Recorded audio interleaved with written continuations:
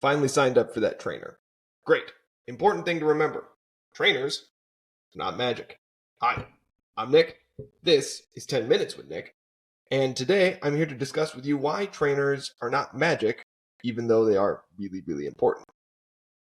First things first. Trainers are really important. We're going to start there. Why? Because if you're like 99% of the human population, you are not innately born with the knowledge of how to lift weights.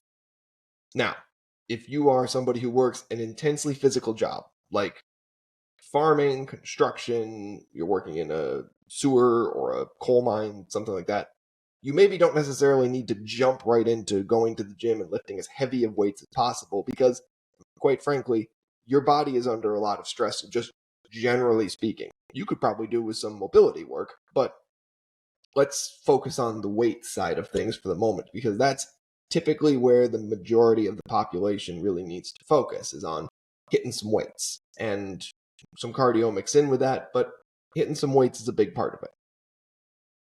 Trainers are important because they teach you how to do things safely and how to do things effectively, and they build programs out for you so that you don't have to rely on your uneducated, foolish brain to build the program.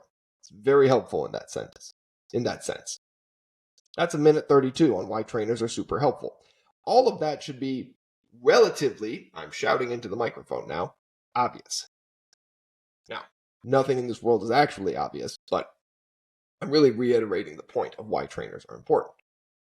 In fact, if you don't have a good trainer, I can recommend a good one. Form First Movement. He's both my brother and an excellent trainer. I trust him implicitly. Also, he's just very good at what he does. But trainers are not magic. What do I mean by that? Well, let's say you decide to make the leap. You pay for a trainer. How many sessions do you pay for with the trainer? You pay for enough to see your trainer 3 days a week. Cool. You're seeing a trainer 3 days of the week. That is a great start. That is a fantastic start on the fitness journey. But that means roughly you see your trainer somewhere around 3 hours a week. Okay, so 24 hours in a day, 7 days a week. We're talking somewhere in the realm of, I'm going to use the computer to do the math accurately because I am unfortunately not as good at math as I should be, you'd think. You're talking about 168 hours a week. You go to the gym for 3. Now, obviously, you work 40 of those hours, 40 plus of those hours. Okay, you're still spending a large minority of your time working out and at the gym. That means most of the effect of improvement on your health is going to happen not in those 3 hours, but in the cascading effect in the discipline of the rest of your life. The changes you make in the other majority of the hours you don't spend with the trainer.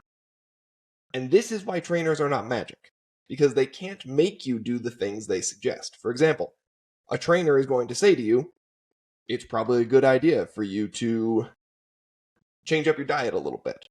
Don't eat so much processed sugar. Don't eat so much. Just don't house a whole box of cookies. I do that, but I also don't own or buy a lot of cookies. I don't bring them into the house because I know that I'll eat them. I don't keep sourdough nibblers in my house, which is unfortunate because I love sourdough nibblers and sourdough pretzels. They're like my crack. Potato chips, same thing. Love them to death. Don't have them in my apartment. Why? Because I will eat the crap out of them. I will not ration them. I will not just, tastefully snack upon them. I will eat them. I will eat the whole bag. It's a problem. And it's because I'm largely unsupervised. I don't eat a whole bag of chips when I'm hanging out with other people. Because there are people. They're looking at me. I can easily be shamed into not giving in to my bad behaviors, but When I am unsupervised, I eat the box of cookies, I eat the bag of chips. And does it give me a temporary sense of happiness? Sure. But it's really, really bad for me. Like, absurdly bad. I don't eat as many vegetables as I should. Why? Again, largely because I'm unsupervised. I have no problem eating eggs, so, I get somewhere near the amount of protein I should get. And that's the thing. When we're talking about exercise and how that improves your life, a lot of the improvement comes from the exercise combined with the diet. That's a big key. We're seeing a rash of prescriptions go out for these weight loss drugs that are meant to be paired with diet and exercise. But the reason they're adding in the weight loss drugs, they're building into their model and their assumptions, and by they, I mean the industry, the health industry, and doctors or whatever. They're building into their assumptions that people aren't going to make those steps to lose that weight. They're building that assumption into their model of what a person needs to do to lose weight. Now, it is theoretically possible, and I say theoretically because there's a lot of factors that go into it, but it is theoretically possible if you're somebody who happens to weigh 400 pounds.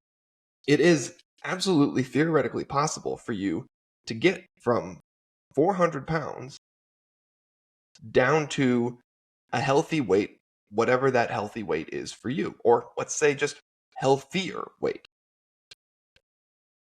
If you were to go to a doctor, part of their assumption is that while they are going to recommend diet and exercise, part of their assumption is you're not going to do it. And so they're going to look to pharmaceutically help as well.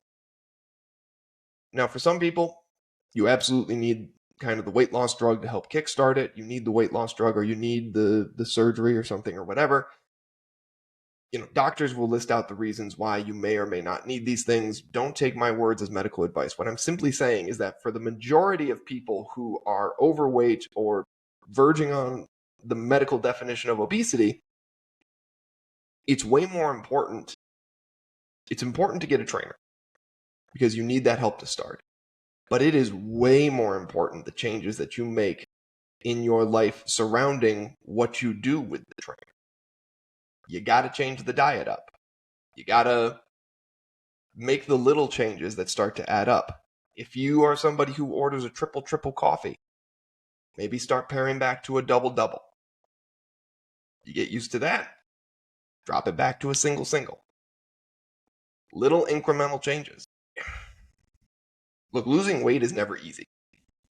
And there's a whole host of factors that go into why somebody has put on weight or has an unhealthy amount of weight on in the first place. There's genetic factors, there's mental health factors, there's environmental factors.